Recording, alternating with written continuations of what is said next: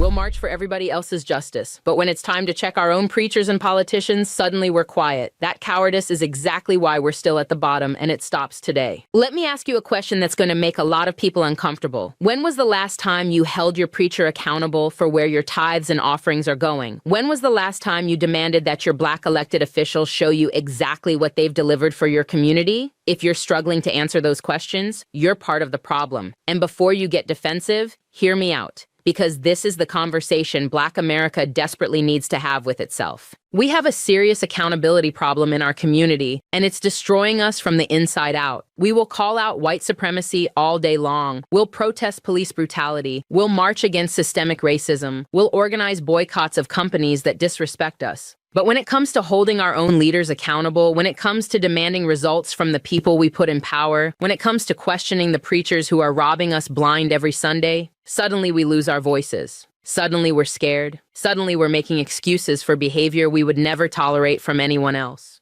This is insane. This is absolutely insane. And it's the reason why we have more Black representation than ever before, but worse outcomes than we had 50 years ago. Think about that.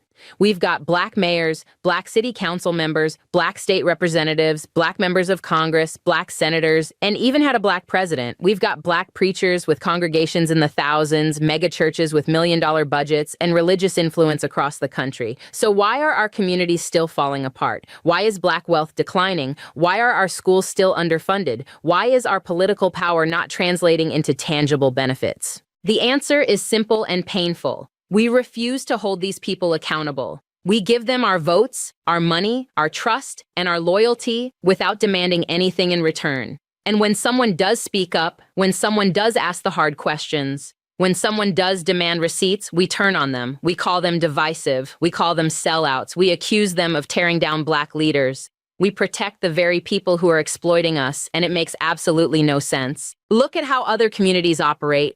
Jewish Americans hold their politicians accountable. If you're representing a district with a significant Jewish population, you better be addressing their specific concerns or you're getting primaried. Cuban Americans in Florida, same thing. They have policy demands, and their politicians deliver or they're out. Asian American communities are increasingly organizing around specific issues, and their representatives respond. Labor unions don't just vote for pro-union candidates, they track their voting records and hold them accountable for every bill. But Black America, we're out here voting for people at 90% rates and then never checking to see what they're doing with that support. We treat elections like the finish line instead of the starting line. We celebrate the victory and then go home, assuming our work is done. Meanwhile, those elected officials are making backroom deals, compromising on our issues, and prioritizing everyone else's agenda while we're still waiting for them to address our needs. And it's not just about politicians. Our preachers are running the same game, and we're letting them. Every Sunday, people are putting money in collection plates, paying tithes, sowing seeds, giving special offerings, and funding building campaigns. But when was the last time your church released a detailed financial report showing exactly where that money went? When was the last time the congregation got to vote on major expenditures? When was the last time someone questioned why the pastor is living like a celebrity while congregation members can't pay their bills? I'll tell you what happens when someone asks those questions. They get ostracized. They get told they're attacking the man of God. They get reminded that you're not supposed to touch the Lord's anointed. They get accused of being influenced by the devil or being jealous of the pastor's blessings. It's a manipulation tactic designed to shut down accountability. And it works because we've been conditioned to believe that questioning religious leaders is somehow sinful. This is the same mentality that keeps us loyal to politicians who deliver nothing. We've been told that criticizing Black elected officials gives ammunition to racists. We've been told that we should support Black leadership regardless of their performance because representation matters. We've been told that demanding specific policy outcomes is being too militant or unrealistic, so we accept symbolic victories while our material conditions get worse. Here's what's really happening. Both preachers and politicians have figured out that Black people are the easiest demographic to exploit because we value loyalty over results. They know we're not going to vote them out. They know we're not going to leave the church. They know we're not going to organize primary challenges or start alternative institutions. They know that as long as they show up, smile, quote a few Bible verses or civil rights leaders, and talk about how hard they're fighting for us, we'll keep supporting them regardless of outcomes. And when you point this out, people act like you're the problem. They'll say you're being negative negative, or you're not giving credit where credit is due, or you're expecting too much too fast. But here's the thing, we're not expecting too much. We're expecting the bare minimum. We're expecting that if someone has been in office for 20 years, they should be able to point to specific legislation they passed that directly benefited Black communities.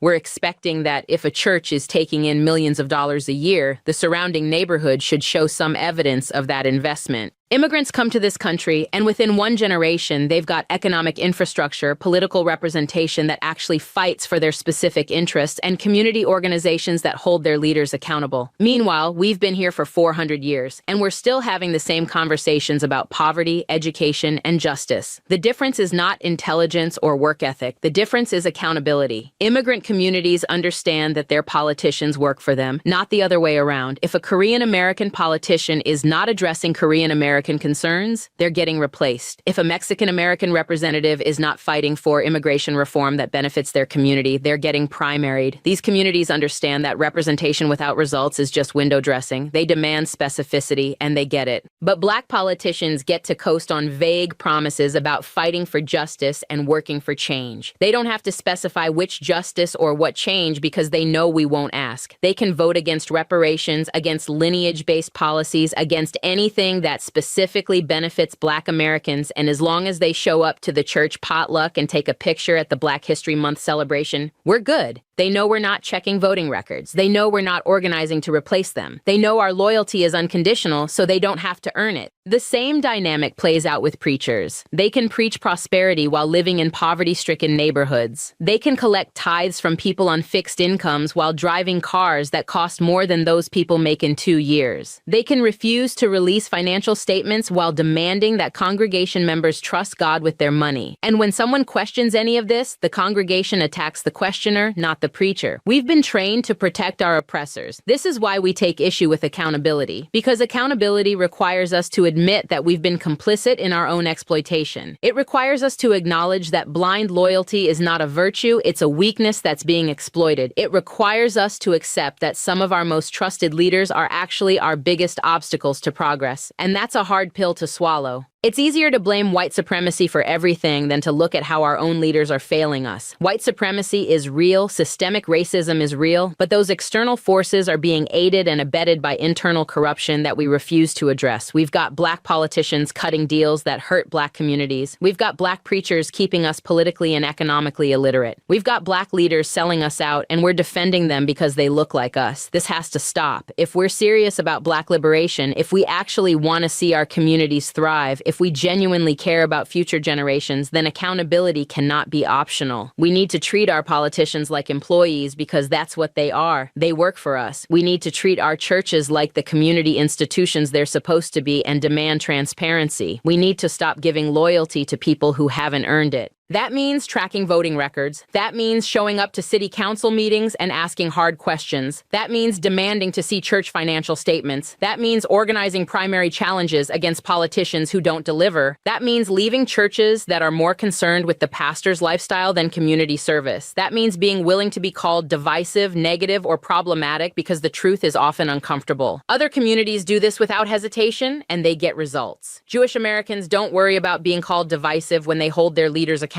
Latino communities don't worry about giving ammunition to racists when they demand better from their politicians. Asian American communities don't worry about protecting their leaders' images at the expense of their interests. They understand that accountability produces results, and loyalty without accountability produces exploitation. We've been conditioned to believe that solidarity means never criticizing Black leaders publicly. But real solidarity means demanding excellence from each other. Real solidarity means not accepting mediocrity just because someone shares our skin color. Real solidarity means building systems of accountability so that leadership actually serves the community instead of themselves. The reason we're not progressing is not because we lack talent or resources. It's because we're not holding the gatekeepers accountable. We've got politicians who are comfortable because they know they'll get reelected regardless of performance. We've got preachers who are living lavishly because they know the money will keep flowing regardless of how they use it. They have no incentive to change because we've removed consequences from the equation.